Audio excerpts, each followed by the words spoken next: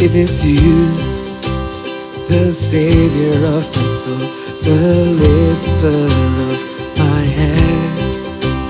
Only you, the one who breaks my chains and wipes away my sins. With you, I feel so secure, 'cause you are my Redeemer. In you, I find my peace, and I'll give you all my praise. Oh, the thoughts of who you are make melodies in me, songs of joy and victory. I'll breathe in this place. I tune my heart to sing, I move my feet to dance in the rhythm of praise. I tune my heart to sing, I move my feet to dance in the rhythm of praise. Yeah, yeah. Jesus, the rhythm of my soul.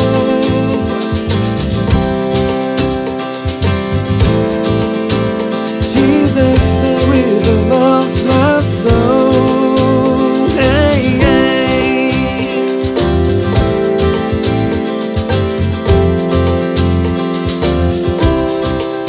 Oh, the thought of who you are make melodies in me,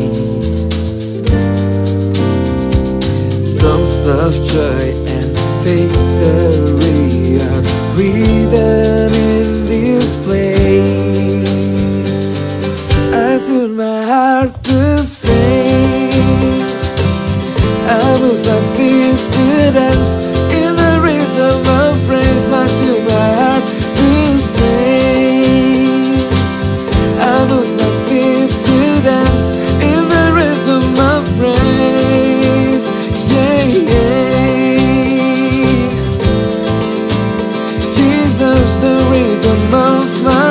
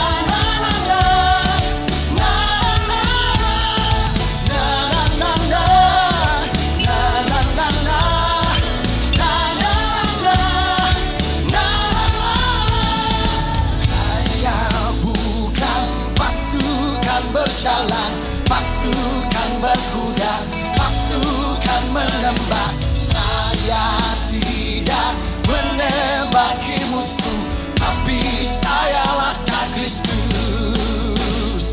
Saya bukan pasukan berjalan, pasukan berkuda, pasukan menembak. Saya tidak menembaki musuh, tapi saya laskar Kristus. Saya bukan pasukan berjalan, pasukan berkuda, pasukan berkuda. Saya tidak menembaki musuh, tapi saya laskar Kristus. Tapi saya laskar Kristus. Tapi saya laskar Kristus.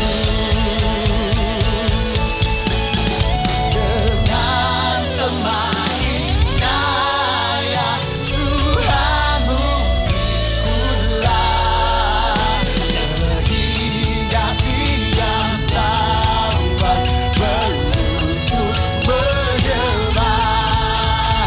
Dengan semakin jaya Tuhanmu ikutlah, sehingga tiap lawan berlutut menyembah. Sehingga tiap lawan berlutut menyembah. Sehingga tiap lawan berlutut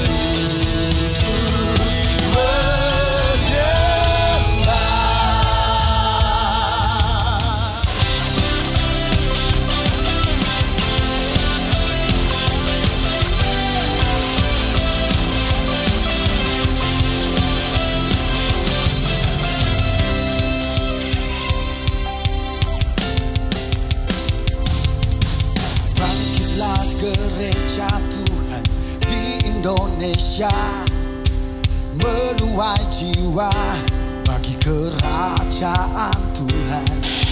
Siapkanlah dirimu, jadilah pemenang jiwa, dan kalahkan dunia bagi kemuliaan-Nya. Mari kita yang percaya, umat pilihan Allah, emban tugas yang mulia, menjangkau jiwa-jiwa. Bangkitlah tentara Allah, selamatkan Indonesia. Mawar Zion, we are on the move.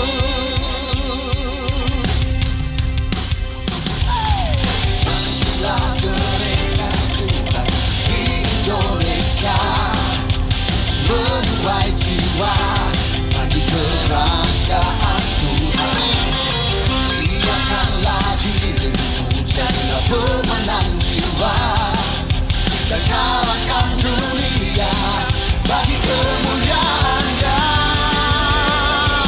Mari kita yang percaya, umat pilihan Allah, emban tugas yang mulia, menjangkau jiwa-jiwa.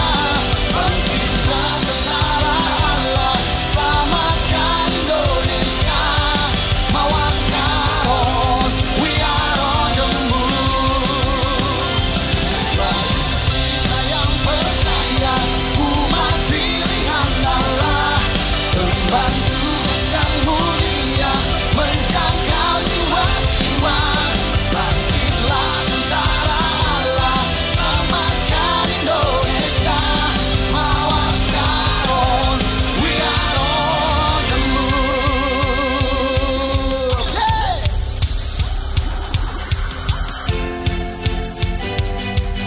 Kitalah umat lebih daripada pemenang. Kita dipilih, dipakai, ditentukan, ditetapkan, pembawa-pembawa kebangunan rohani. Pergi, menuai, menjangkau, memenangkan. Biar kemuliaan Tuhan disaksikan di segala bangsa.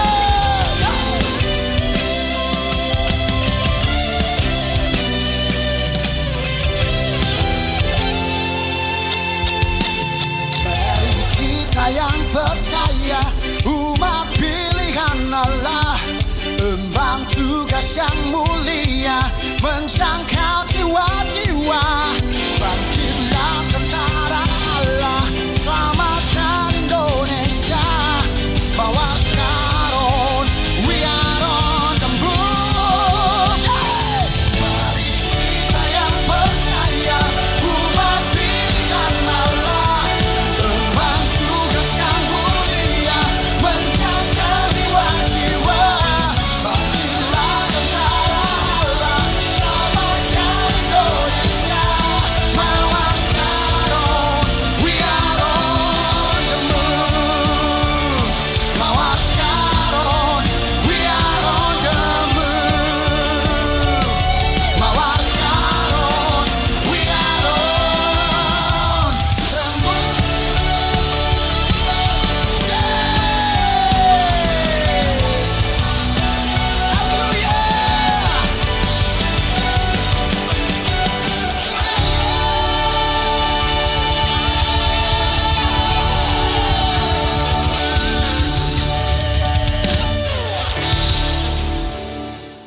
Shalom Bapak Ibu, senang sekali saya bisa menyapa Anda di hari ini. Sebentar lagi kita akan memulaikan ibadah kita. Mari persiapkan hati yang terbaik, hati yang lapar dan haus akan firman Tuhan dan akan hadirat Tuhan. Kami juga mengucapkan welcome home untuk Bapak Ibu yang baru pertama kali hadir di tempat ini. Jika Bapak Ibu rindu untuk bertumbuh lebih lagi di dalam Connect Group yang ada, Bapak Ibu juga rindu untuk dilayani di dalam konseling, baptisan air, dan juga ada kesaksian-kesaksian yang Bapak Ibu ingin ceritakan, silakan hubungi kami di link yang tertera di layar Anda. Kita juga dapat memberikan persembahan kita melalui transfer dengan nomor rekening yang ada, dan juga kita bisa sama-sama scan QR Code yang ada di amplop persembahan dan ada yang ada juga di screen Anda, Bapak Ibu.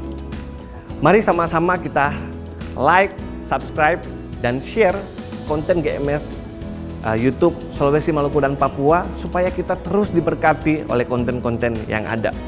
Mari persiapkan hati kita untuk memulai ibadah ini dan kita berdoa. Tuhan, kami mengucapkan terima kasih. Tuhan Yesus baik dalam kehidupan kami. Hari ini kami tahu bahwa ada rencana Tuhan yang indah atas setiap kami yang hadir di hari ini. Persiapkan hati kami Tuhan agar kami lebih mengenal Tuhan. Lewat ibadah-ibadah yang ada, menjamah hati kami agar kami terus bertumbuh dalam pengenalan akan Tuhan Yesus Kristus. Di dalam nama Tuhan Yesus kami berdoa dan mengucap syukur. Haleluya. Amin.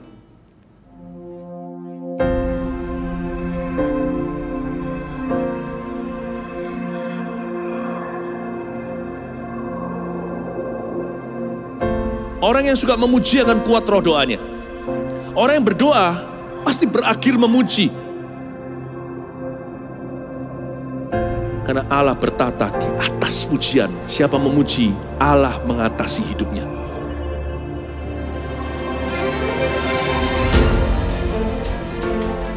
The Year of Praise, tahun pujian, menjadi sebuah petualangan yang tiada dua.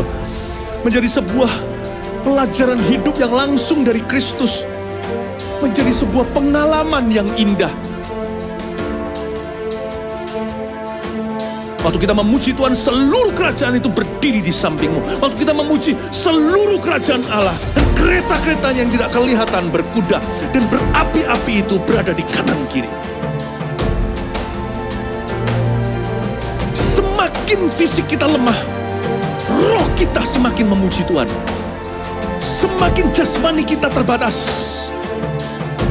semakin rohani kita tidak boleh dibatasi.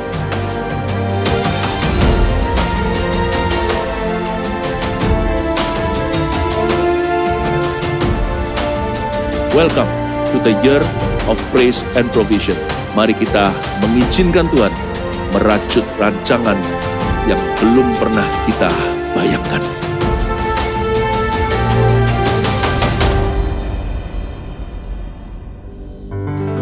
Shalom jemaat Tuhan. Woo!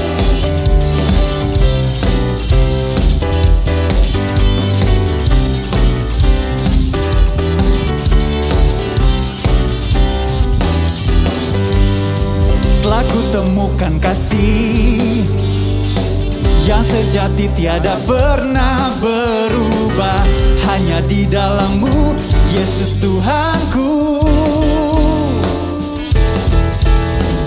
kasih yang telah kau beri lebihi segala yang terbaik dalamku, tak berkesudahan, kekal selamanya. Kini ku bawa kepadamu setiap hidup kami Tuhan. Terimalah, hanyalah untukmu. Ku beri yang terbaik, hanyalah bagimu, hanya untukmu yang termulia, berkenan bagimu. Biar hidupku bersinar bagi kemuliaan dan keagungan-Mu Tuhan, kebesaran-Mu. Ku beri segalanya, ku beri yang terbaik, ku beri yang terbaik. Sambil bertepuk tangan buat Tuhan kita.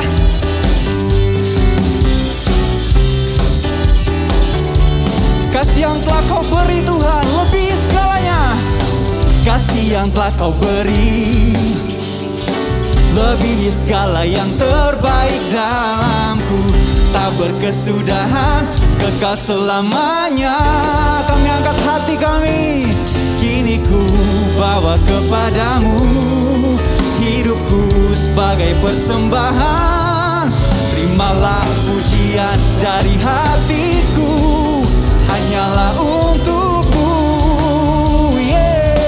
Ku beri yang terbaik, hanyalah bagimu. Amin. Yang termulia, berkenan bagimu. Biar hidupku bersinar bagi kemuliaan dan keagungan-Mu Tuhan, kebesaran-Mu. Ku beri segalanya, ku beri yang terbaik.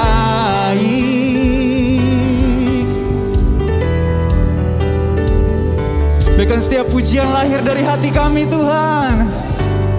Yes God, yang bersuka cita mari sama-sama. Pa-pa-para, pa-para-para, pa-pa-para, pa-para-para, pa-pa-para. Sambil tepuk tangan dong. Pa-pa-para. Lebih lagi, come on. Pa-pa-para, pa-para-para. Hey. Oh, oh, oh, oh. Kami mau lebih lagi denganmu Tuhan. Sing. Pa-pa-para, pa-para-para, pa-pa-para. Yes God. Pa-pa-para, pa-para-para. Kami angkat hati kami Tuhan, ku beri yang terbaik, hanyalah bagimu, hanya untukmu yang termulia, berkenan bagimu. Biar hidupku hanya bagi kemuliaan-Mu Tuhan. Ku beri segalanya, ku beri yang terbaik, ku beri yang terbaik, hanyalah bagimu, hanya untukmu yang termulia, berkenan bagimu. Biar hidupku kemuliaan dan keagungan-Mu Tuhan, kebesaran-Mu. Ku beri segalanya, ku beri yang terbaik. Yes God, segala yang terbaik dari hidup kami Tuhan,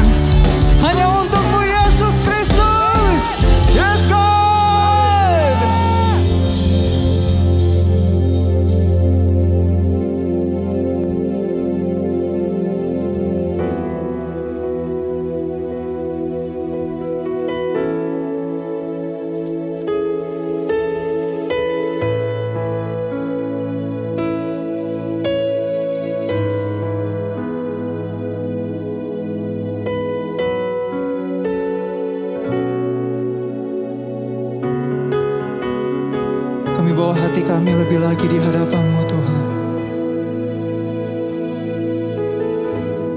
untuk menyembah-Mu Tuhan.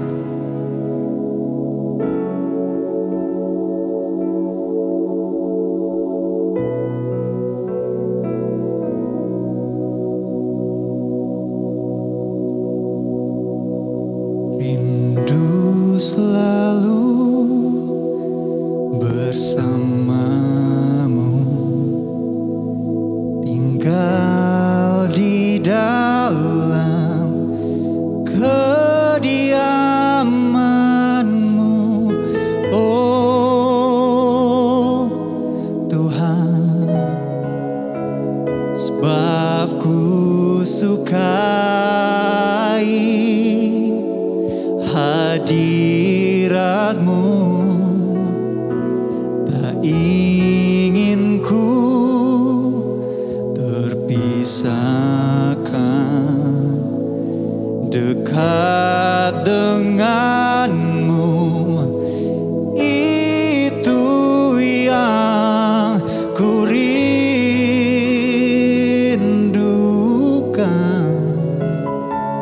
Sebab ku dapati kedamaian,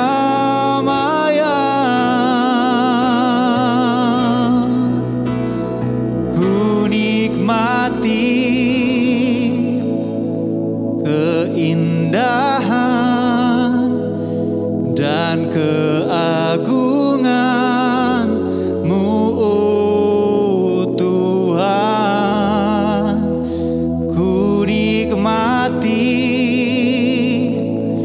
kemuliaan-Mu, menyembah-Mu dengan segenap hatiku.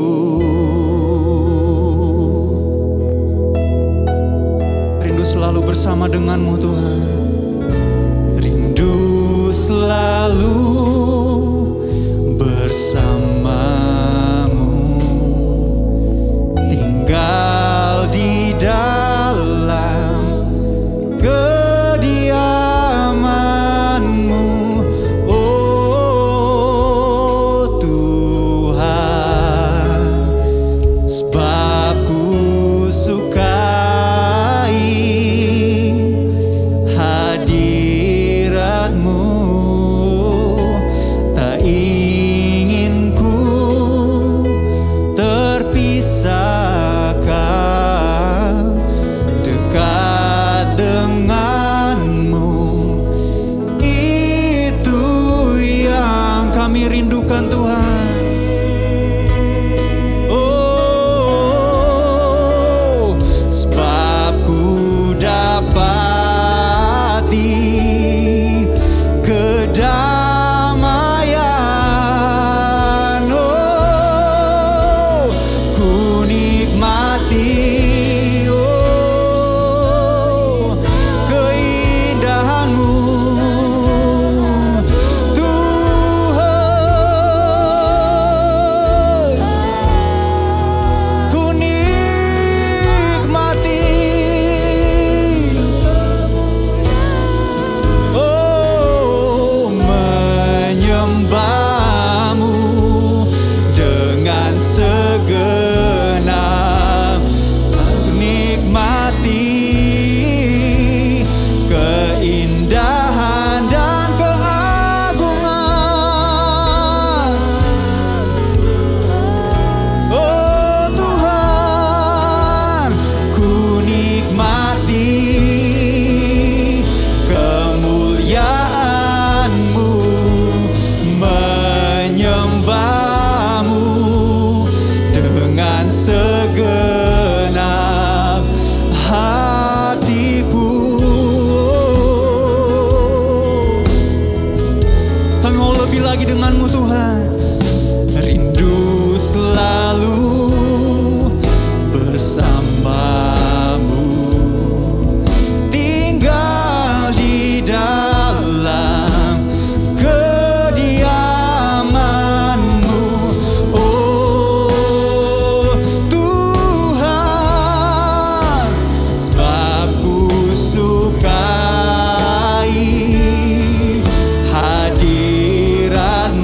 tak ingin ku terpisahkan darimu Tuhan. Dekat denganmu, itu yang kami rindukan. Oh, sebab ku dapati kedamaian, ku nikmati keindahan dan keagungan.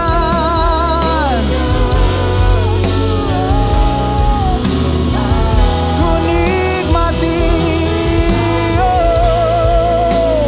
kemuliaan-Mu, menyembah-Mu dengan seger. Ku nikmati hadirat-Mu, hadirat-Mu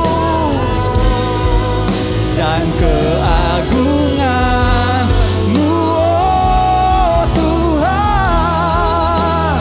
Ku nikmati kemuliaan-Mu, menyembah-Mu dengan segenap hatiku.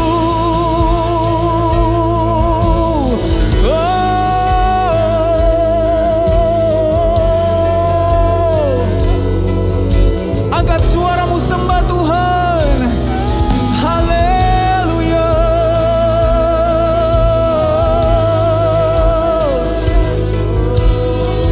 Angkat hatimu sembah Tuhan, sebab Dia layak disembah, sebab Dia layak dipuji, sebab Dia Allah yang layak diagungkan. Oh, haleluya.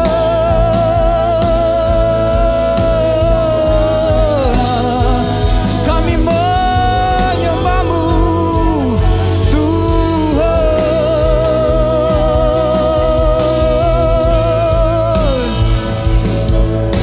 Oh, Kidayaralabaya Shikiaralamo, Kidayaralabaya Shikiaralamase, Kidayaralabaya Ralamo, Kidayaralabaya Ralamase.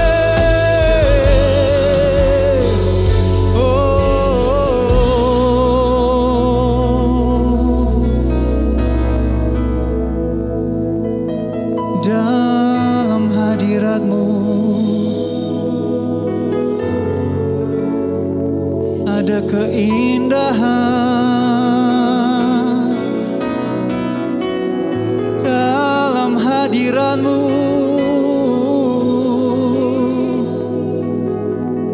ada damai sejahtera.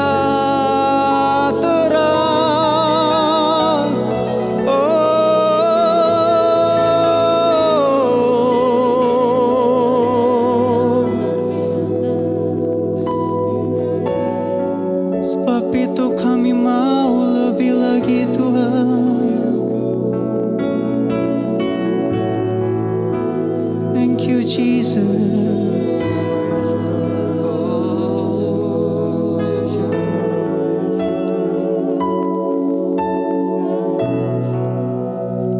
Ku nikmati keindahan dan keagungan-Mu, oh Tuhan. Hanya Engkau kami rindukan Tuhan.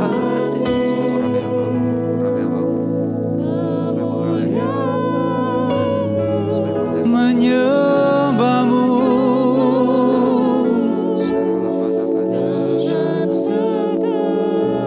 ku nikmati, oh,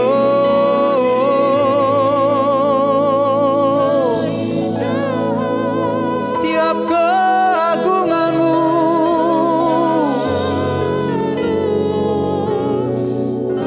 Yesus kami ku nikmati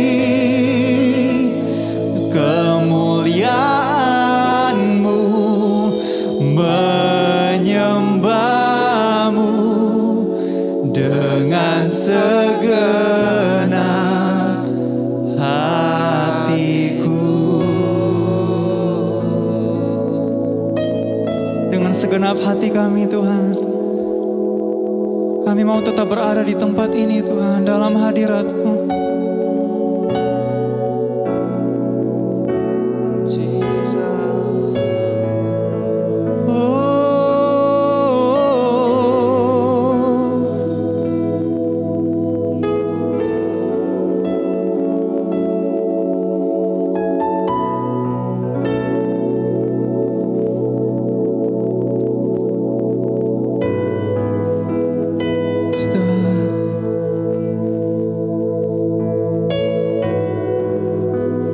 Kami ingin tetap ada di sini.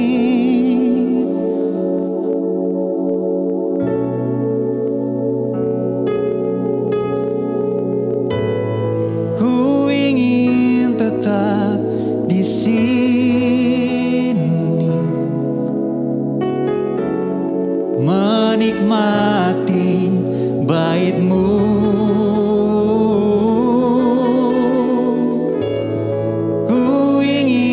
Tetap di sini dan memandang indah wajah-Mu.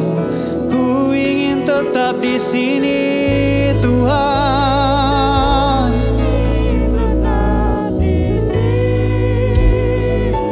menikmati bait-Mu.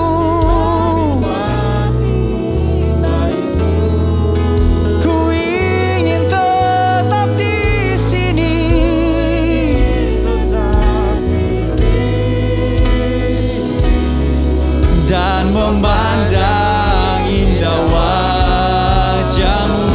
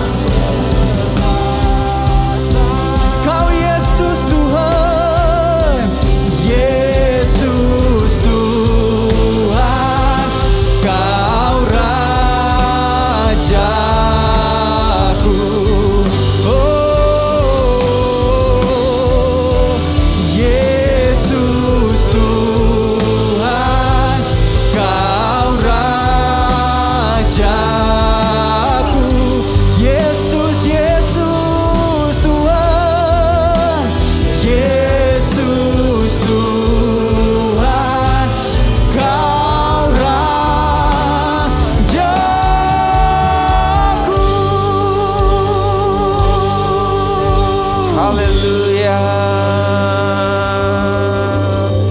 Haleluya Tuhan. Tuhan terima kasih. Kami tahu Engkau sedang bekerja, Engkau sedang membangun hidup kami. Dimanapun kami berada. Kami tahu hadirat Allah akan melanda rumah-rumah, mengerjakan hati kami, merestorasi. Sehingga ujungnya adalah setiap kali kami berjumpa dengan hadirat-Mu, hidup kami berubah, iman kami berubah, cara pandang kami berubah. Tuhan membangun hidup kami satu step lebih tinggi di tempat yang Kau mau. Terima kasih ya Tuhan, terima kasih. Di dalam nama Yesus Tuhan yang siap mendengarkan firman Tuhan, kita bisa sama-sama katakan amin. Amin. Shalom Bapak Ibu Saudara, bagaimana kabar Anda? Saya percaya ini hari-hari yang luar biasa untuk kita semua. Dan hadirat Tuhan ada di tempat dimanapun Anda hari ini beribadah. Allah yang sama sedang mengerjakan hati Anda dan sedang menginginkan supaya hidup kita mengalami sebuah pertumbuhan.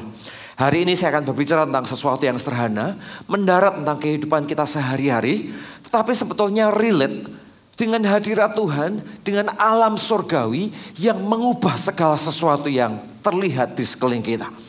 Jadi tahukah segala sesuatu yang terlihat di sekeliling kita, semuanya lahir dari apa yang tidak kelihatan. Ibrani 11 ayat yang ketiga dikatakan, karena iman kita mengerti bahwa alam semesta telah dijadikan oleh firman Tuhan. Sehingga apa yang kita lihat telah terjadi dari apa yang tidak kita lihat. Satu nilai dan satu kebenaran itu, ini harus landing dulu dalam hati kita. Kita sadar, kita jalani hidup kita dengan semua tantangan dan pencobaan, bahkan situasi yang hari-hari sedang terjadi. Ada orang-orang yang sedang mengalami kondisi-kondisi tertentu yang tidak ideal. Tapi di waktu yang sama, kau harus tahu bahwa segala sesuatu yang kelihatan itu lahir dari yang tak terlihat. Ada kuasa di balik iman kita. Ada kuasa di balik setiap kepercayaan yang kita bangun bersama dengan Tuhan. Karena Alkitab berkata, segala sesuatu yang kita lihat, segala sesuatu yang terjadi dalam hidup Anda, yang Anda jalani, semuanya itu berawal dari semua yang tak terlihat.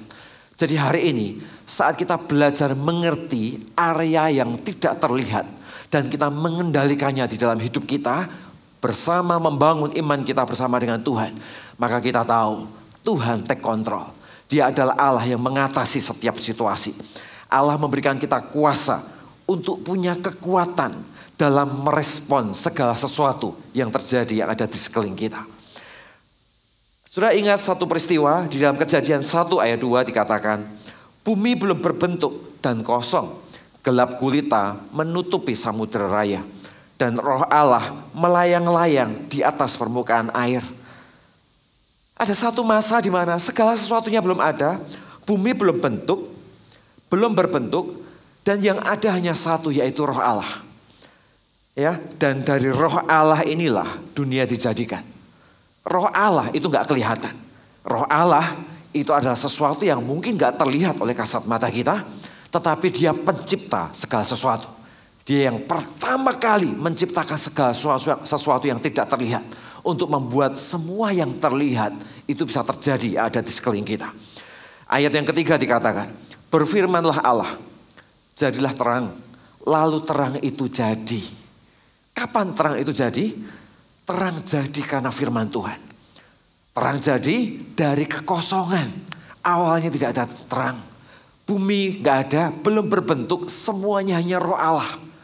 Dan ketika firman Tuhan diceritakan, firman Tuhan dikeluarkan, jadilah terang, maka terang itu jadi. Jadi hari itu yang kelihatan itu tidak ada. Hari ini Anda bisa melihat terang. Hari ini Anda bisa melihat segala sesuatu karena ada terang. Dan terang itu dulunya tidak pernah ada. Terang ada karena firman Tuhan yang memulai, sehingga terang itu ada di tengah-tengah bumi kita. Ayat yang ke-6 juga dikatakan, berfirmanlah Allah, jadilah cakrawala di tengah segala air yang memisahkan air dari air. Kapan cakrawala terjadi? Cakrawala juga terjadi dari kekosongan. Awalnya cakrawala itu gak ada. Garis langit bahkan tak ada. Tapi dari firman Tuhan, kekosongan dijadikan sesuatu. Jadi kita sadar hidup kita, semua perjalanan yang kita pilih, semua kehidupan yang kita jalani, semua situasi yang kita nikmati, itu semua berasal dari yang tidak kelihatan. Itu semua berasal dari sesuatu yang adanya di alam rohani. Tetapi karena sesuatu terjadi di alam rohani, maka sesuatu yang terlihat bisa dinikmati di alam jasmani. Hari ini saya ingin mengajak kita semua untuk bisa mengelola hidup kita. Untuk bisa merespon sekeliling kita dengan cara yang benar. Sesuatu yang ada di sekeliling kita bisa terjadi. Keadaan yang ada di sekeliling kita harus kita respon. Situasi yang baik maupun situasi yang tidak baik, seringkali kita harus membangunnya dengan respon yang benar. Apapun situasi yang terjadi dalam hidup kita. Dan semuanya itu lahir dari yang tidak kelihatan. Karena itu saudara, kalau kita bisa mengendalikan yang tidak kelihatan, maka semua yang terlihat Anda bisa kendalikan dan bisa merespon dengan cara yang benar. Dan Tuhan selalu mengelola dari yang tidak terlihat. Tuhan selalu mengelola pertama-tama bukan apa yang terlihat di sekeliling kita lebih dahulu. Tapi Dia mengelolanya lebih dahulu dari sesuatu yang tak terlihat, yang ada di dalam kehidupan kita. Elemen-elemen yang ada dalam tubuh kita, yang ada dalam hidup ini. Dan itu dimulai ketika kita memulainya dari dalam hidup kita di area tersebut. Maka semua yang terlihat, kita bisa punya respon untuk mengendalikan. Kita bisa punya iman untuk mengelola. Ada kuasa dalam hidup Anda untuk menurunkan hadirat Allah. Dan membawa hadirat Tuhan itu ke tempat yang Tuhan inginkan di dalam hidup Anda. Satu hal yang kita tahu, hati manusia adalah bagian dari dunia rohani kita. Karena itu, kita tahu dalam tubuh kita, itu ada yang namanya tubuh, jiwa, dan roh kita. Hati manusia itu ada menjadi bagian di dalam roh Allah. Tubuh kita adalah sesuatu yang fisik, yang suatu hari akan menua dan akan berlalu. Jiwa kita adalah perasaan, kehendak, pikiran kita, di mana semuanya itu bisa diintervensi oleh situasi di luar kita, tetapi juga bisa diintervensi oleh roh Allah yang ada dalam hidup kita, sehingga di sana akan muncul yang namanya respon di dalam hati kita.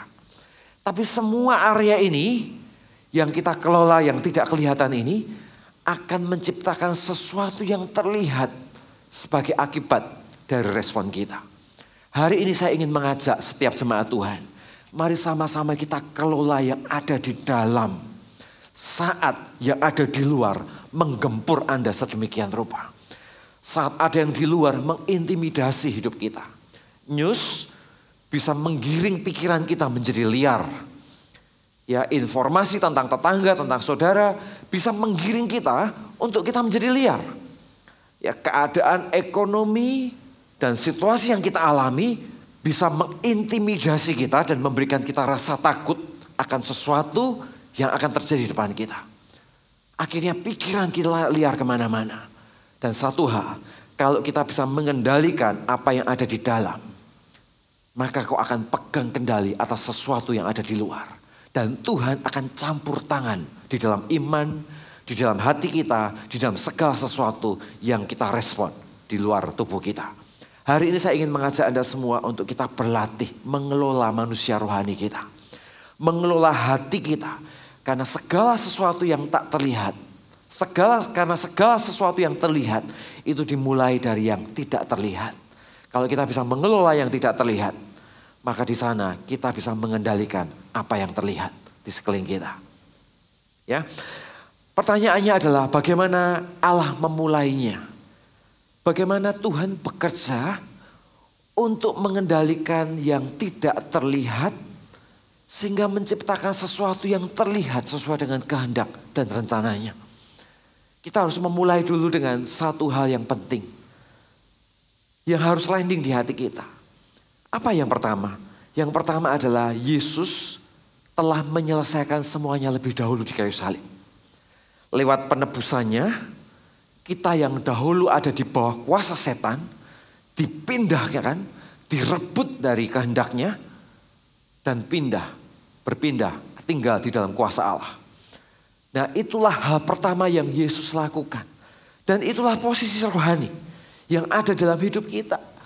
Banyak orang tidak bisa menang dengan imannya.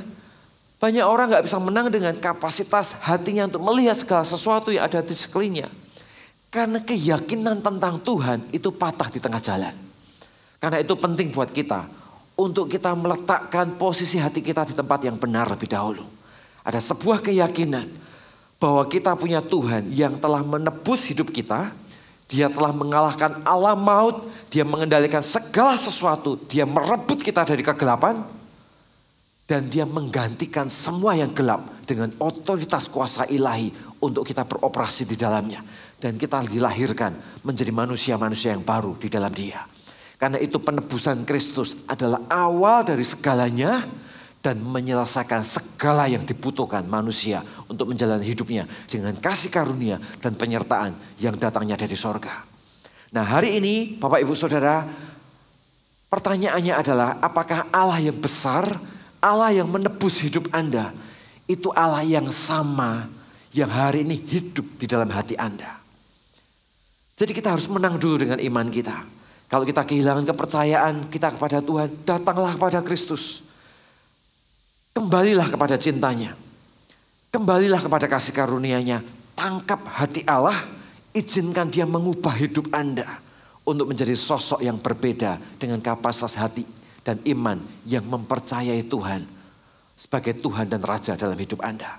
Karena dari titik itulah Anda bisa merespon segala sesuatu yang tidak terlihat dengan mengendalikan yang tidak terlihat yang ada di dalam hidup Anda. Ya. Nah, bagian lain dari sisi manusia adalah bagaimana kita mengendalikan apa yang ada di dalam hidup kita. Ya, Yohanes 15 ayat yang kelima dikatakan, "Akulah pokok anggur dan kamulah ranting-rantingnya. Barang siapa tinggal di dalam aku dan aku di dalam dia, ia berbuah banyak. Sebab di luar aku kamu tidak dapat berbuah apa-apa." Jadi Tuhan menyelesaikan bagiannya. Dia menebus manusia, naik ke atas kayu salib. Setelah itu dia bangkit dari kematian dan memberikan kemenangan. Bukan hanya simbol kemenangan, tetapi kemenangan yang sesungguhnya bagi umatnya. Bagian kita di sisi yang berbeda. Yesus berkata, "Aku ini pokok anggur," kata Tuhan. "Dan kamulah ranting-rantingnya." Alkitab berkata, "Barang siapa tinggal di dalam aku dan aku di dalam dia." Ya, jadi ketika kita memutuskan untuk tinggal di dalam Tuhan dan Tuhan di dalam kita, maka Alkitab berkata, ia berbuah banyak. Sebab di luar aku kamu tidak bisa berbuat apa-apa. Jadi saat kita tidak membiarkan diri kita tinggal di dalam dia, maka jangan heran kita menjadi sosok yang khawatir. Jangan heran pikiran kita menjadi liar, akhirnya buah kita juga buah yang liar. Jangan heran pikiran kita juga menjadi negatif, dan akhirnya buah-buah negatif keluar di dalam hidup kita. Karena itu kita harus ubah cara pandang kita. Ketika kita mengizinkan Tuhan sebagai pokok anggur, karena itu juga kita harus mengizinkan diri kita menjadi bagian dari Kristus yang menjadi ranting-rantingnya. Nempel pada pokok anggur itu. Dan mengizinkan buah-buah Kristus itu mengalir dalam hidup kita. Mengubah apa yang ada di dalam keluar. Menjadi rahasia kekuatan Tuhan yang Anda jalani untuk segala sesuatu yang terlihat. Hari ini apa yang terlihat dalam hidup Anda? Anda punya family. Dan kita bisa khawatir dengan family kita tentang banyak situasi yang hari-hari ini sedang terjadi. Anda punya pekerjaan. Itu adalah sesuatu yang terlihat. Kita bisa worry dengan pekerjaan kita. Kita bisa mengalami banyak hal yang mungkin sebelumnya nggak terjadi, tapi hari ini terjadi. Dan itu membuat kita merasa, apa yang harus aku lakukan? Di waktu yang sama, bagaimana nanti apabila apa yang kulakukan ternyata nggak terjadi? Bagaimana jika ini, bagaimana jika itu? Pikiran kita menjadi liar dengan banyak hal. Di waktu yang sama, Anda juga sedang mengendalikan mungkin berperang dengan sakit penyakit yang ada, yang mungkin beberapa kita mengalaminya. Dan ketika kita mengalaminya, kita juga khawatir dengan keadaan kita. Segala sesuatu situasi yang terlihat dengan tubuh kita yang menjadi lebih lemah. Kondisi hati kita yang mungkin gak nyaman. Dan semua yang ada ini perlu dikendalikan dengan sesuatu yang tidak terlihat. Dan bagaimana kita mengendalikan sesuatu yang tidak terlihat ini? Alkitab ngajarin kita sesuatu yang sederhana Bapak Ibu. Alkitab ngomong begini. Barang siapa tinggal di dalam aku dan aku di dalam dia, maka Alkitab mengajarin kita, dia akan berbuah banyak. Jadi kunci dasarnya adalah kita mengizinkan semua yang Anda khawatirkan, semua yang ada dalam hidup Anda ditinggalkan untuk nempel dengan ranting anggur itu. Sehingga waktu kita nempel, ada kuasa Allah, ada roh Allah yang menguasai hati kita. Dan dia menguasai yang terlihat. Dan kita bisa meresponnya dengan cara yang benar di dalam kehendak Allah. Pertanyaannya adalah, bagian apa di dalam hidup kita yang tidak terlihat, yang harus kita kelola, yang harus kita kendalikan. Sehingga kita bisa take care segala sesuatu yang terlihat yang ada di sekeliling kita. Ada 4 dimensi kalau kita bicara tentang alam rohani di dalam kehidupan kita. Ya. Yang pertama adalah pikiran Kristus. Ya, pikiran Kristus adalah alam rohani. Pikiran Kristus adalah kebenaran tentang Tuhan yang seseorang harus memilihnya untuk tinggal di dalam hidup seseorang. Kita tahu yang namanya pikiran itu liar. Pikiran itu gak bisa dikendalikan. Pikiran itu gak punya garis dan batas. Pikiran itu gak punya kontainer. Pikiran itu bisa melayang kemanapun Anda mengizinkannya untuk melayang dan bergerak bersama-sama. Karena itu penting buat kita untuk kita mengendalikan pikiran kita. Bahkan pikiran kita itu gak punya ketebalan, gak punya lebar, gak punya dimensi. Ya, satu sisi ini adalah dimensi kekuatan Tuhan yang Anda bisa bergerak sejauh yang Anda mau sekalipun Anda ada dalam sebuah ruangan tertentu. Tapi Anda bisa bergerak jauh ke tempat yang Anda inginkan bersama dengan Tuhan. Tapi di lain sisi, kalau kita tidak bisa mengendalikan apa yang tak terlihat ini yaitu pikiran kita, maka pikiran kita pun juga bisa pergi sejauh yang dia inginkan ke sesuatu yang tidak bisa Anda kendalikan. Akhirnya seperti yang tadi saya katakan, pikiran kita menjadi liar.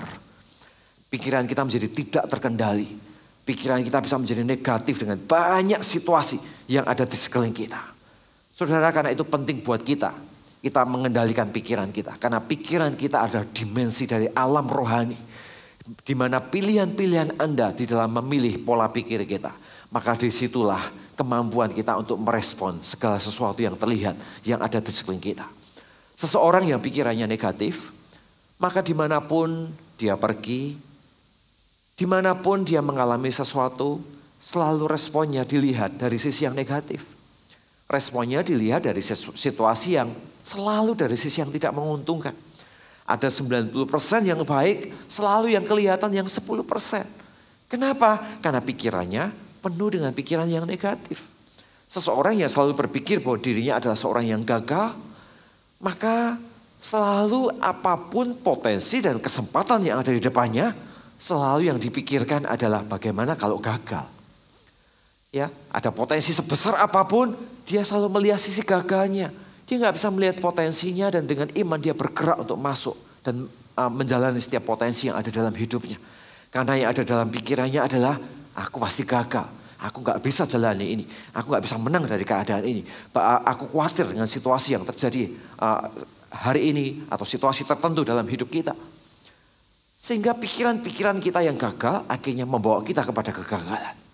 Hari ini sekali lagi pikiran kita nggak punya batas, nggak punya dimensi, dan dia bisa bergerak dengan liar.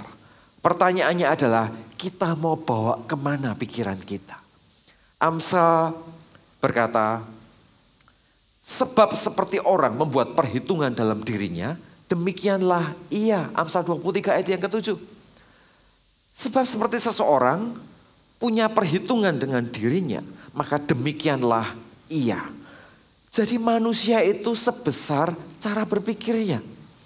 Hari ini Anda mau menang menghadapi sebuah situasi, atau kita mau kalah menghadapi sebuah situasi, ditentukan sebesar mana dan dari sisi yang mana kita mau belajar untuk berpikir dan mengendalikan pikiran kita. Karena apa yang kita pikirkan, apa yang kita percayai, maka seperti itulah tindakan-tindakan di dalam kehidupan kita. Kalau apa yang kita pikirkan adalah kekalahan, maka jangan heran kita akan hidup di dalam kekhawatiran demi kekhawatiran. Kalau yang kita pikirkan adalah tentang segala sesuatu yang hanya tentang dirimu, maka jangan heran yang lahir adalah ketamakan demi ketamakan, keserakahan demi keserakahan. Tapi kalau kita belajar memikirkan pikiran Kristus, kalau kita belajar memilih pikiran-pikiran yang benar, maka jangan heran. Maka hidup kita pun akan memilih hal-hal yang benar di dalam hidup ini. Saat menghadapi kesesakan, Anda taruh pikiran Kristus dalam pikiran Anda. Maka Anda akan melihat kesesakan itu dari kacamata kerajaan Tuhan. Saat menghadapi situasi yang sulit, Anda taruh pikiran Kristus di sana. Maka situasi yang sulit itu akan ada sebuah proses untuk Anda bisa melihat cahaya kecil yang namanya harapan. Di balik keadaan yang mungkin hari itu sedang sulit. Jadi hari ini satu hal yang penting yang harus kita bangun dengan sengaja dalam hidup kita. Satu dimensi rohani yang tidak kelihatan. Tapi apabila Anda mengendalikannya, maka Anda bisa mengendalikan apa yang terlihat. Yaitu pikiran kita. Pikiran kita itu gak terlihat. Pikiran kita adalah dimensi rohani yang harus kita kendalikan dengan sengaja. Untuk tumbuh dari satu kemenangan kepada kemenangan bersama dengan Tuhan. Karena itu Bapak Ibu Saudara, hiduplah dengan firman Tuhan. Isi pikiran kita dengan firman Tuhan. Karena firman Tuhan akan menolong kita untuk lebih waras merespon situasi yang ada di sekeliling kita. Ya, suatu ketika ada seseorang yang kebetulan dia terindikasi positif COVID. Fakta mengatakan 95% orang COVID seseorang yang positif COVID akan sembuh. Tetapi tidak bisa dipungkiri ketika seseorang positif COVID, kemudian satu malam dia mulai sesak nafas gitu ya. Tiba-tiba yang 5% itu mendominasi hidupnya. Ya, akhirnya dia khawatir. Akhirnya dia nanti kalau begini gimana, nanti kalau begitu gimana, nanti kalau terjadi ini itu gimana, nanti kalau aku sama dengan yang lainnya seperti bagaimana. Dan Bapak Ibu Saudara, ini adalah sesuatu yang wajar. Saya berbicara bukan dalam konteks menyalahkan iman Anda atau menganggap Anda tidak rohani. Bukan, semua kita itu manusia biasa. Gak tentu kalau saya mengalaminya, saya juga bisa sekuat banyak orang dari antara Anda. Tetapi tidak bisa dipungkiri bahwa saat situasi menekan kita, pikiran kita itu bisa menjadi liar. Pikiran kita bisa pergi ke tempat mana saja, akhirnya kita bukan fokus pada yang 95%. Kita bisa terjebak untuk fokus yang 5%. Apakah salah dengan fokus yang 5%? Enggak salah juga. Fokus yang 5% membuat kita berjaga-jaga, membuat kita lebih preparing dengan lebih baik, dengan lebih matang dengan semua hal yang terjadi kalau kita ternyata positif, gitu kan. Tetapi lebih daripada itu, penting buat kita untuk kita juga menyeimbangkan iman kita. Yang 5% biarkan itu menjadi tempat untuk kita berjaga-jaga dan mengatur preparation untuk yang terbaik. Tetapi yang 95% harus menjadi iman positif kita. Dengan rencana-rencana Kristus, diisi dengan pikiran Kristus, diisi dengan firman Tuhan. Sehingga kita tahu bahwa hidup kita di balik semua situasi yang menekan kita, ada Tuhan yang juga pegang kendali setiap situasi yang terjadi di dalam hidup kita. Jadi Bapak Ibu Saudara, mari sama-sama kita kendalikan pikiran kita. Karena pikiran kita akan membawa kita ke tempat yang Tuhan akan tuntun kita dari iman kepada iman. Pilihlah pikiran-pikiran yang benar. Pilihlah pikiran-pikiran Kristus yang dengan sengaja kau lahirkan di dalam hati Anda. Dimensi yang kedua tentang yang tidak kelihatan tetapi ada di dalam hidup kita. Yaitu apa? Yaitu iman kita. Apa bedanya pikiran dengan iman Bapak Ibu Saudara? Alkitab berkata demikian. Matius 17 ayat yang ke-20. Ia berkata kepada mereka, karena kamu kurang percaya. Sebab aku berkata kepadamu, sesungguhnya sekiranya kamu mempunyai iman sebesar biji sesawi saja, kamu dapat berkata kepada gunung ini, pindah dari tempat ini ke sana. Maka gunung ini akan pindah dan tak akan ada yang mustahil bagimu. Saudara, iman adalah dimensi rohani yang harus ada di hidup seorang yang percaya dengan Tuhan. Ya, iman akan menggerakkan yang tak terlihat. Iman akan menggerakkan yang terlihat lewat apa yang tidak terlihat. Karena itu penting buat kita untuk kita kelola iman kita untuk tumbuh di dalam kehendak Allah. Pertanyaannya, apa bedanya pikiran dengan iman? Ya, pikiran adalah sebuah pilihan-pilihan yang harus disiplin kita pilih. Pada saat banyak pilihan ada di sekeliling kita. Kita memilih pikiran Kristus. Kita memilih sesuatu yang benar. Tetapi pikiran-pikiran yang sudah kita pilih, ini harus berubah menjadi sebuah kepercayaan yang sah di dalam hidup kita. Yang Anda yakini bersama dengan Tuhan. Maka pikiran Kristus itu akan shifting, akan berubah menjadi iman yang akan menumbuhkan sesuatu di dalam hidup Anda. Tentang siapa Tuhan di dalam hidup Anda. Nah, hari ini mari sama-sama kita lihat ayat ini. Ya, kalau Alkitab berkata demikian. Sesungguhnya sekiranya kamu mempunyai iman sebesar biji sesawi saja, kamu dapat berkata kepada gunung ini, pindah dari tempat ini ke sana. Maka gunung ini akan pindah dan tak akan ada yang mustahil bagimu. Sudah bisa lihat, iman itu ada di alam rohani kita. Iman ada di ruangan yang tidak terlihat. Gunung itu ada di alam jasmani kita. Ya, banyak orang mengatakan itu gunung pencobaan dan sebagainya. Tapi kalau Anda lihat dalam bahasa aslinya, ini bukan hanya tentang gunung pencobaan. Ini juga gunung beneran, gunung secara fisik. Jadi iman bicara tentang sesuatu yang tidak terlihat. Tapi gunung di sini bicara tentang sesuatu yang terlihat.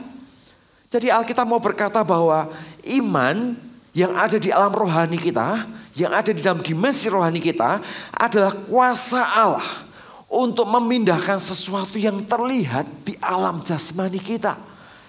Dan itulah otoritas yang Tuhan berikan di dalam hidup kita. Karena itu sebuah pikiran Kristus itu baik.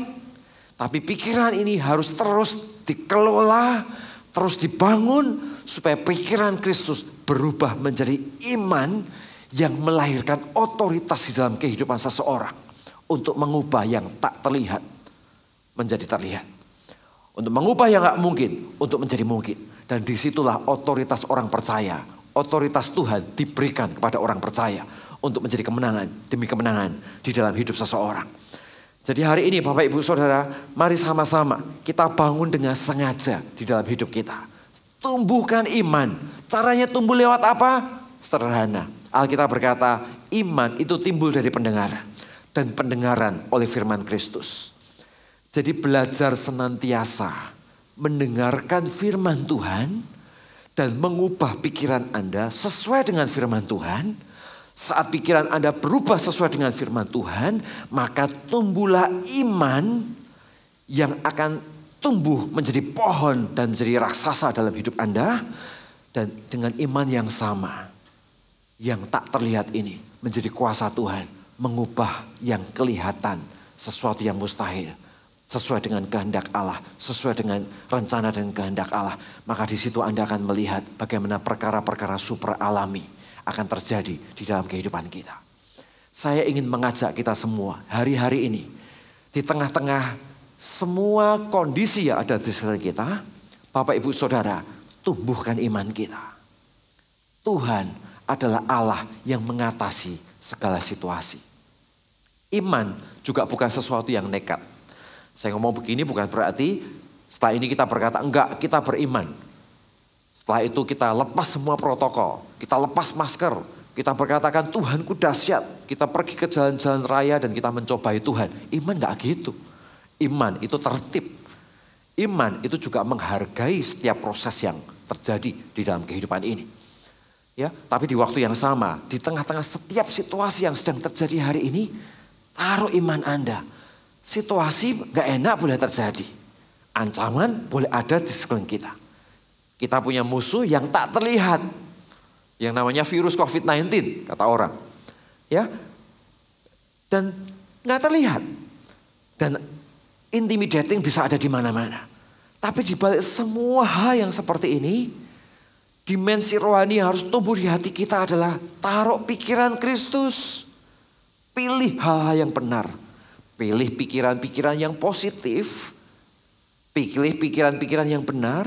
Pilih pikiran-pikiran yang membawa Anda bukan kepada sesuatu yang buruk dalam pola pikir Anda, tetapi membawa Anda justru kepada sesuatu yang terus beriman, sehingga tidak melahirkan sesuatu yang destruktif dalam hidup kita.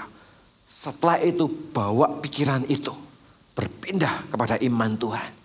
Sehingga Anda berkata, Tuhan, aku memilih untuk mempercayai Tuhan. Tuhan, aku memilih untuk menjadikan Engkau menjadi Allah atas semua situasi yang terjadi dalam hidupku. Tuhan, aku akan jaga kesehatan, aku akan memilih pilihan-pilihan yang benar, aku akan lebih bijaksana menghadapi situasi yang ada, tapi di balik semua yang kulakukan, aku percaya Engkau Tuhan yang pegang kendali dan pegang setiap situasi yang ada dalam hidup kita. Sehingga kita jalani setiap tantangan dengan bijaksana, tetapi juga menjalaninya dengan mempercayakan semuanya ke tangan Tuhan. Sehingga Tuhan take control, Tuhan pegang kendali hidup kita. Tuhan akan menjagain, Tuhan akan memberikan kekuatan, dan Tuhan akan melatih kita dari kesabaran demi kesabaran saat pencobaan itu ada di dalam kehidupan kita. Karena itu latih iman kita dengan sengaja di dalam hidup kita. Dan hal yang penting tentang iman adalah kita perlu dengan sengaja melatih endurance kita terhadap iman, daya tahan iman kita. Ada banyak orang bisa beriman untuk satu waktu tertentu. Ya. Tapi kadang-kadang iman itu harus diuji, bukan? Anda beriman, Anda berdoa, Anda mendapatkan kekuatan. Ketika Anda buka pintu, ternyata faktanya sedikit berbeda dengan iman. Pertanyaannya saat itu terjadi, apa kepercayaan? Kau memilih untuk percaya Tuhan, situasi boleh terjadi, tapi aku tetap percaya Tuhan take control situasi ini. Dan ujung segala sesuatu akan menjadi sesuatu yang baik. Atau hari itu Anda langsung tumbang, pikiran kita menjadi liar, kita gak bisa mengendalikan situasi, kita panik, justru akhirnya kita mengalami panic attack. Justru akhirnya kita worry dengan tidak realistis. Justru akhirnya kita gak bisa menempatkan diri kita dengan benar menghadapi keadaan-keadaan dan situasi kehidupan. Ujungnya apa? Akhirnya keputusan-keputusan yang salah yang kita ambil. Hari ini mari sama-sama jadilah bijaksana, tapi juga aktifkan dimensi iman dalam hidup Anda. Dan bukan hanya dimensi iman yang sesaat, tapi dimensi iman yang teruji dengan ketekunan. Saat iman Anda tidak sama dengan kondisi fakta yang ada di sekeliling Anda, aktifkan dimensi iman Anda dan kata, enggak, aku percaya Tuhan pegang kendali. Enggak, aku percaya Dia Allah Sang Penyembuh. Enggak, aku percaya Dia Allah sumber kekuatan dan kesabaran dalam hidupku. Saudara, latih menjadi endurance, daya tahan iman kita. Maka orang-orang seperti ini akan mengaktifkan sesuatu yang tak terlihat untuk menghadapi semua yang kelihatan yang ada di sekeliling Anda. Dimensi yang ketiga, Amsal 29 ayat 18. Bila tidak ada wahyu, maka menjadi liarlah rakyat. Berbahagialah orang yang berpegang kepada hukum, kata Amsal. Jadi Amsal itu ngomong begini, kalau enggak ada visi, maka rakyat binasa dalam bahasa Inggris. Dimensi rohani yang ketiga adalah berbicara tentang iman. Amsal berkata, bila tidak ada wahyu, maka menjadi liarlah rakyat. Dalam bahasa Inggrisnya adalah binasalah rakyat. Jadi dimensi rohani yang ketiga adalah visi atau mimpi. Visi atau mimpi adalah sesuatu yang enggak terlihat, tapi menggelora di dalam hidup kita. Dan menjadi sebuah anak panah yang tertuju pada satu fokus yang Tuhan taruh dalam hidupnya. Sudah tahu, pikiran kita adalah sesuatu yang gak terlihat, tetapi dia makro. Dia bergerak dengan luas tanpa dimensi, tanpa jarak, tanpa ketebalan. Mimpi pun juga sama. Mimpi atau visi adalah sesuatu yang gak punya jarak, gak punya ketebalan, dan dia bergerak dengan bebas. Tapi bedanya apa? Bedanya dia punya arah yang jelas pada sebuah tujuan yang menjadi passion di dalam hidupnya untuk dia membara bersama dengan Tuhan. Saudara, inilah dimensi mimpi yang harus kita kelola di dalam hidup kita.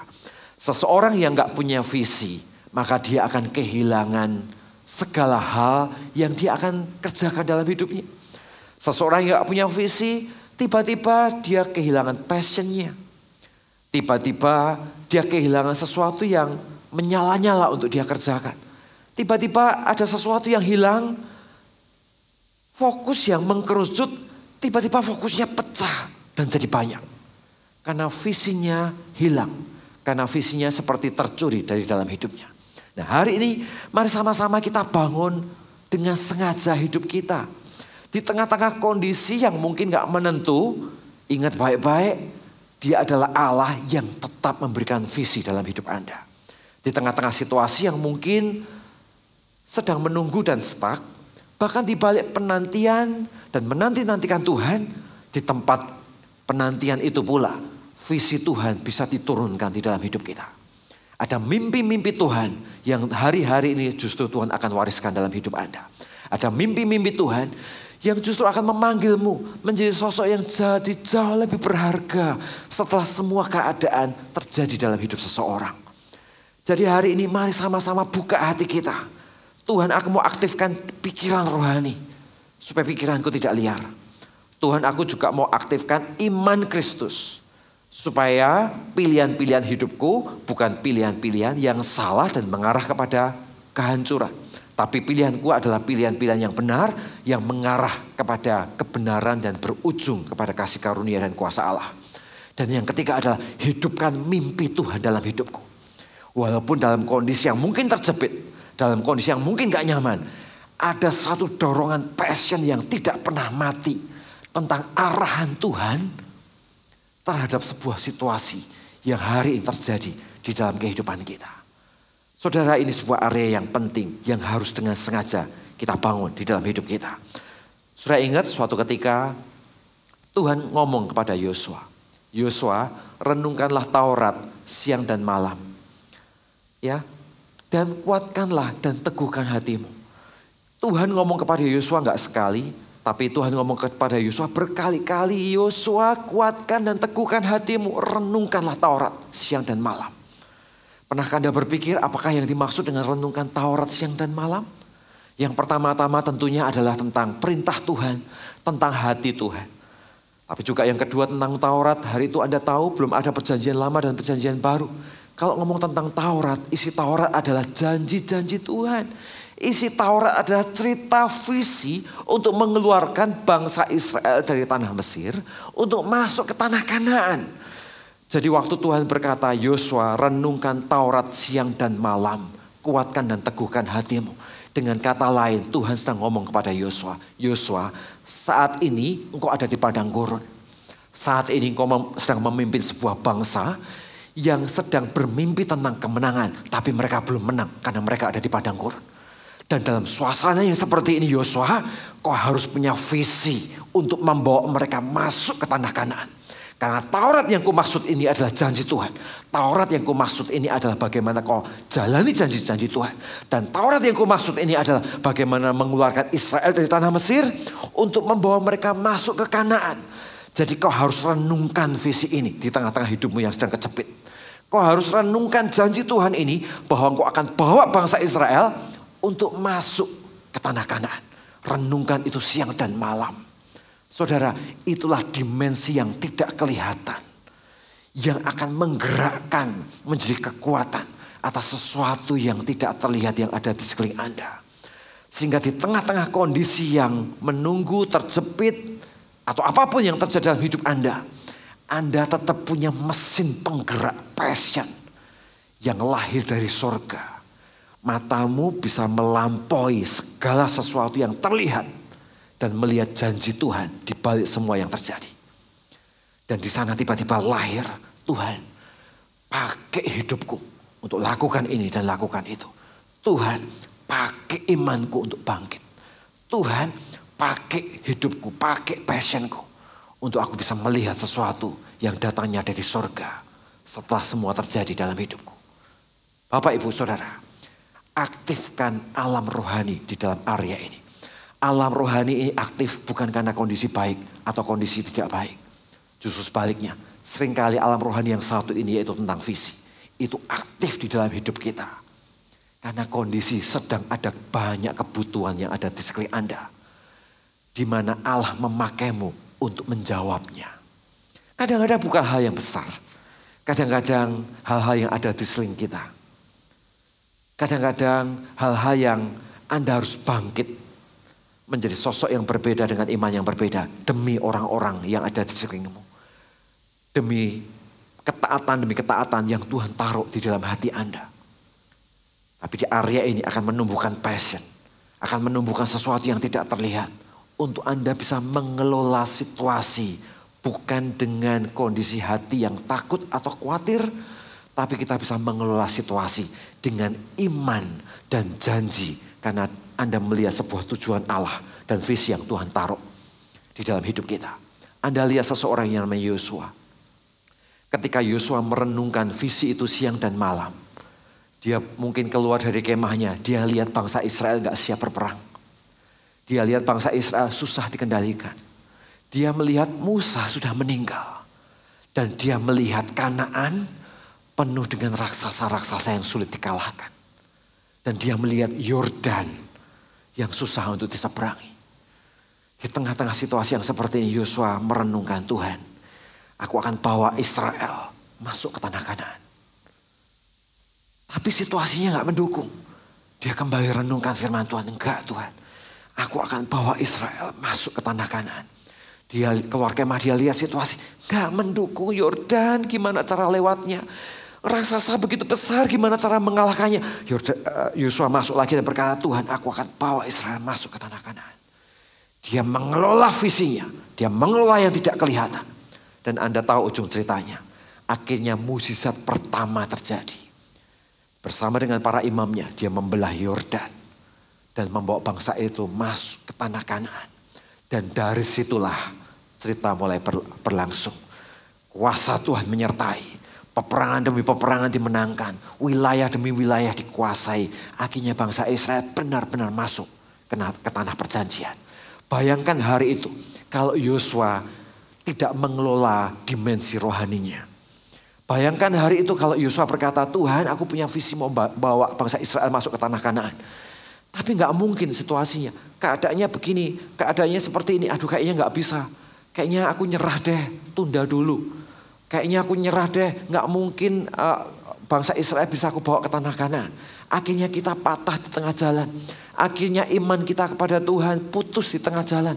Janji Tuhan dalam hidup kita yang sering kita dengar, tiba-tiba janji itu seperti kecil dan sepertinya gak terdengar lagi di telinga kita.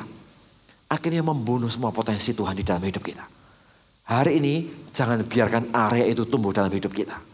Aktifkan dengan sengaja dimensi alam rohani kita. Visi kita harus menyala dengan terang.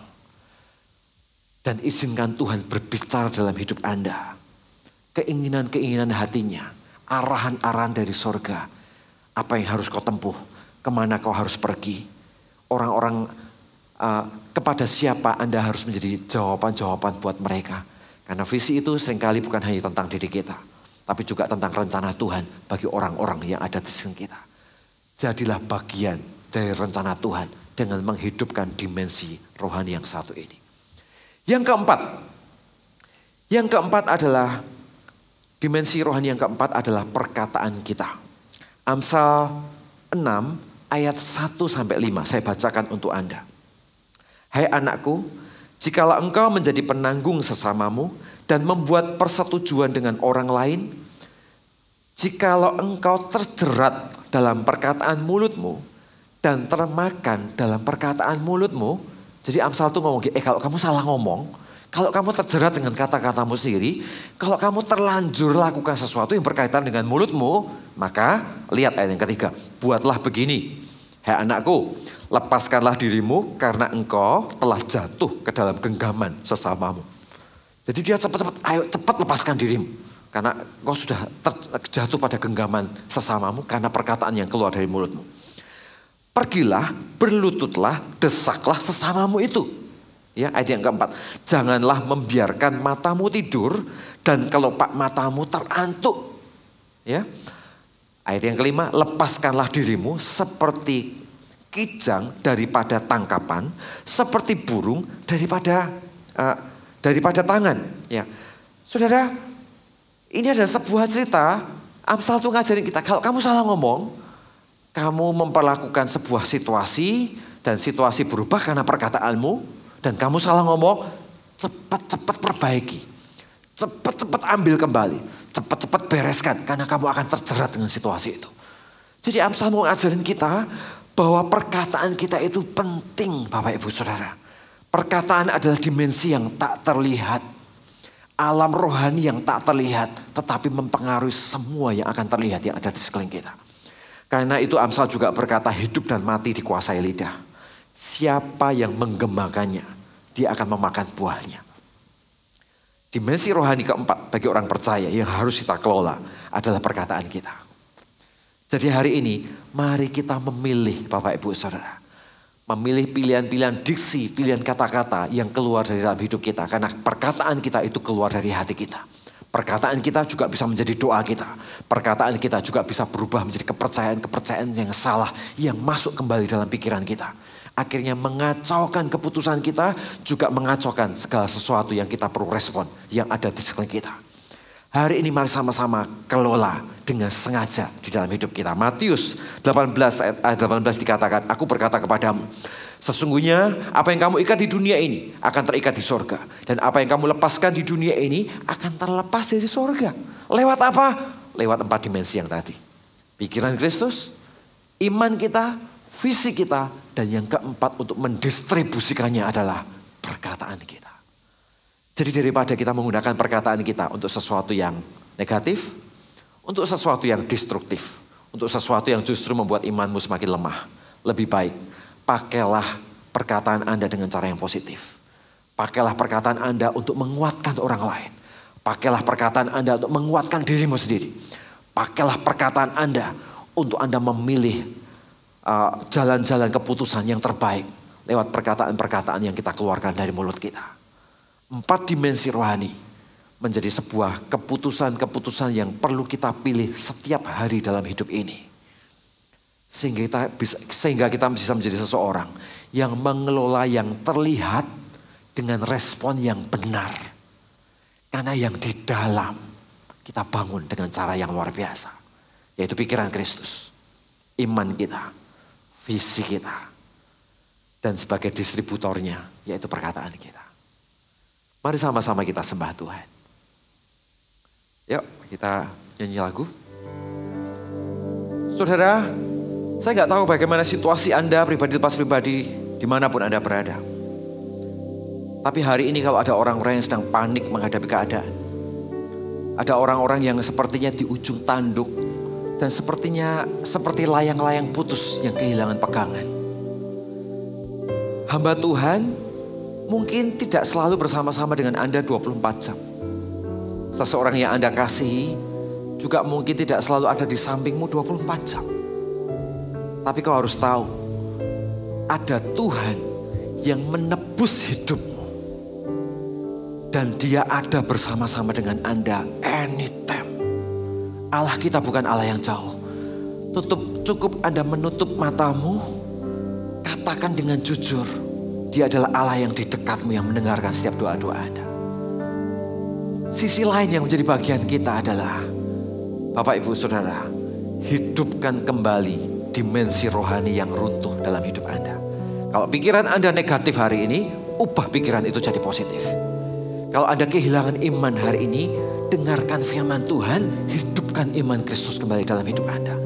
Kalau hari ini Anda kehilangan arah, kehilangan visimu, tutup matamu, dengarkan kehendak Tuhan, lihat apa yang Tuhan inginkan sebagai arahan dan tuntunan dalam hidup Anda. Dan yang keempat, mari kita kelola perkataan yang keluar dari mulut kita. Sehingga kita bisa mengelola semua yang tak terlihat. Dan Kristus ada dalam hidup kita. Menjadi kemenangan demi kemenangan di dalam hidup kita. Tak satu orang pun di antara kita harus menyerah. Tapi justru setiap kita harus bangkit dari keadaan kita. Dan melahirkan kemenangan-kemenangan Kristus yang Tuhan akan wariskan dalam hidupmu. Mari kita nyanyikan satu lagu. Aku punya Tuhan yang besar, Ya Tuhan, yang telah berjanji dan sanggup menggenapi. Imanku bersepakat, percaya kuasanya. Ku terima sekarang kemenangan darimu. Aku punya Tuhan yang besar. Haleluya Tuhan. Roh Kudus, yang telah berjanji, bergeraklah di rumah-rumah, bergerak di hati jemaatmu. Tak satu orang pun yang diluputkan. Mereka yang patah semangat dibangkitkan, dihidupkan kembali imannya. Mereka yang sakit penyakit Kau sembuhkan ya Tuhan. Oh, intervensi surga terjadi saat ini ya Tuhan. Receive in Jesus name. Nyanyikan lagu ini, katakan, aku punya Allah yang besar. Tuhan yang besar, yang telah berjanji dan sanggup menggenapi. Imanku bersepakat, percaya kuasanya. Ku terima sekarang kemenangan darimu. Aku punya Tuhan yang Haleluya besar, yang telah berjanji dan sanggup menggenapi. Imanku bersepakat, percaya kuasanya.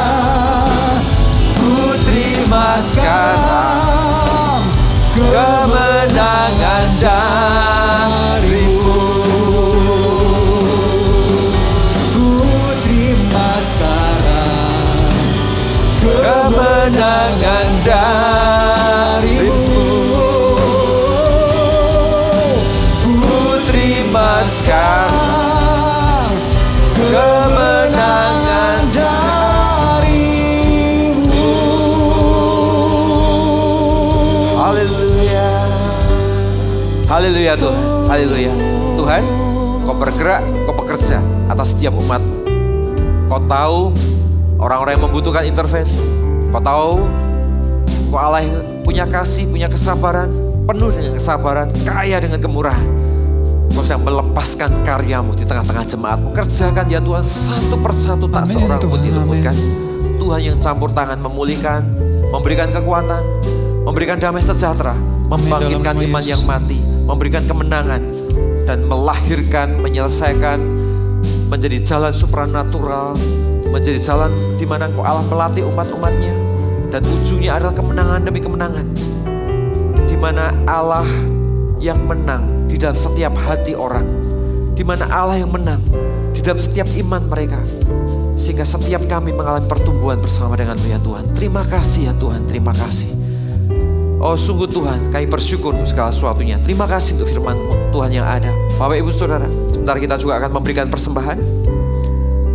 Anda bisa melakukan persembahan, dan sebentar kita akan memberikan persembahan, dan Anda bisa melakukannya via transfer. Tapi mari sama-sama kita berdoa, kita mengakui Tuhan lewat keuangan kita. Tuhan terima kasih. Terima kasih untuk karya-Mu yang besar. Terima kasih untuk tangan Tuhan yang luar biasa.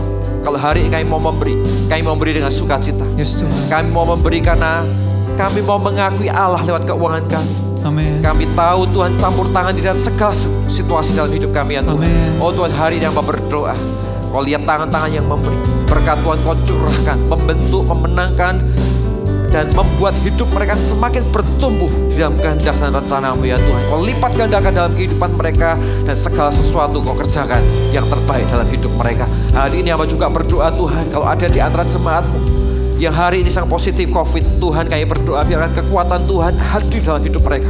Kekuatan Allah, hadirat Allah ada dalam hidup. Amin. Dan aku perintahkan sakit penyakit, aku perintahkan come out dari tubuh itu sekarang. Amin, dalam nama Karena Yesus, tubuh itu Tuhan. adalah bait Allah. Tubuh itu adalah milik Allah. Dan hamba minta struktur tubuh yang normal, kondisi tubuh yang bersih, virus-virus disingkirkan, pergi dari tubuh itu sekarang juga dalam nama Yesus. Dalam nama Yesus. Dan bukan hanya COVID, tapi juga penyakit-penyakit yang lainnya ya Tuhan. Campur tangan, kau intervensi, kau kerjakan, lahirkan kesembuhan demi kesembuhan di sana sini. Amin, dalam nama Yesus. Sehingga Allah yang besar akan dimuliakan di rumah-rumah dengan segala manifestasi yang Tuhan kerjakan dengan otoritas ya Tuhan. Terima kasih ya Tuhan, terima kasih. Setelah kami akan selesai, berkati setiap jemaat. Biarkan hadirat Tuhan diturunkan, sukacita Tuhan ada dalam hidup ini. 1 minggu berjalan, biarkan penyertaan Tuhan, keputusan-keputusan yang terbaik, covering dan penjagaan Allah tetap Amin. tinggal di dalam hidup kami ya Tuhan.